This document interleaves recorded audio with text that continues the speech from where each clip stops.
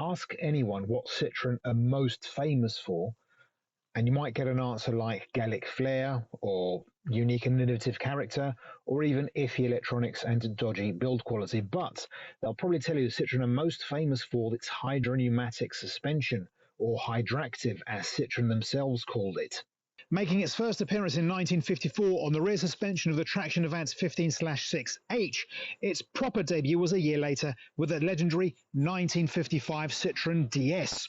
The unique suspension system on the DS controlled the suspension, the brakes, Yes. If and you the let a power Citroen steering, enthusiast and the go on about semi-automatic hydropneumatics, gearbox. you'll It get was quite an part of the earful reason for why the quite a DS long became time. But to one be of, if fair, probably the Citroen's most fancy innovative hydraulic car system of was the pretty 20th brilliant. century, if not It the offered a whole of range of automotive advantages history. that It was made just other an cars of the amazing time feat look for a brand like obsolete. So in this video, we are not going to focus on the things that people usually talk about when discussing Citroen's hydropneumatic suspension, which means we're not going to talk about the adjustable ride height that allows the car to be raised and lowered and pass over obstacles, and also allows the driver to change a tyre without having to jack it up, and also allows the car to lightly off-road.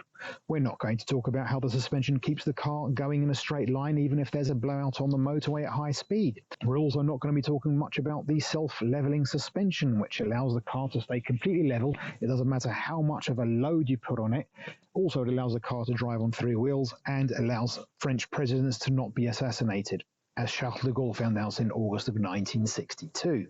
But undoubtedly, the thing that most people know about the Hydractive system is the so-called magic carpet ride that allows the car to just waft over the road, glide over bumps and cracks and imperfections in the road as if they weren't there. And also while handling pretty well and being very safe, and actually more so than many of its old contemporaries, as can be seen in the footage you are seeing here. There was a time when these things, the ride comfort, the stability, the resulting refinement, put Citroen head and shoulders above its competitors. The post-war years here in Europe meant few motorways, terrible roads, and not much money. But as the 20th century wore on and came to an end, things were changing, roads were smoother, people were more affluent, were buying bigger, more powerful cars. And the drivers of these cars like to go around corners very fast, and they needed the car to stay nice and planted and handle well, not so much float over bumps. This trend continued into the 21st century, where nearly all cars were focused on handling rather than comfort, and Citroen just couldn't stay behind the times, so it made its legendarily superb suspension, well, crappier. And this didn't go unnoticed. The ride in this is so much firmer. It's rubbish over speed hump. As the Citroen hydropneumatic systems went on, they just seemed to more and more try to behave like conventional coils. And you get to the point, well, why are they developing this suspension if they're just going to make it the same as everything else? Because that's what they thought the wider buying public wanted. And they were probably right, because people are idiots and like their rock hard suspension. I felt this myself firsthand. I used to own a Citroen C5 X7 with regular coil suspension, and then I swapped it for this car, a Citroen C5 X7 with Hydractive suspension, and I can confirm that though the difference is noticeable, this does ride better, it's not worlds apart. And it's not just the ride that can be a problem. These cars with the Hydractive system need specialist knowledge to maintain and fix. And if they become rare, then there's less incentives for mechanics to train to be able to know how to maintain and fix these systems. And because there are few mechanics that train to maintain and fix these systems, then people think, well, I better not get one because there aren't that many mechanics trained to fix and maintain these systems. And so few of them are sold. And because few of them are sold, you get the idea. It's a sort of a chicken and egg situation.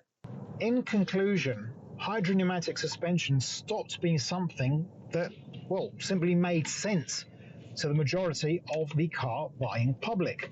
Its ride was not far superior to its competitors anymore, and it just added an extra layer of potential expense and complexity. In 2016, Citroen tried a different approach with the introduction of CAC, or Citroen Advanced Comfort, which consisted of hydraulic bump stops on the suspension and thicker seat padding in order to enhance the ride and comfort, but also without the perceived complexity of Hydractive. And so, in 2017, Citroen retired its hydropneumatic suspension for good, being installed for the last time on this, the Citroen C5 X7. will it ever make a comeback? That seems very, very unlikely. In today's automotive world, car companies are obsessed with cutting costs, and this is an expensive system to put in a car, and it's complex, and that frightens people. Its advantage as a unique selling point waned over time, and basically that sealed its fate. But as for us drivers who actually have it on our cars, well, we can't do without it. We love it. For example, personally, I'd be stuffed because I keep loading the car up full of stuff to bring out to the countryside, and this self-leveling suspension keeps the car completely level, makes the handling very predictable. I love it. It's a marvel. I would say hydropneumatic suspension is like sex.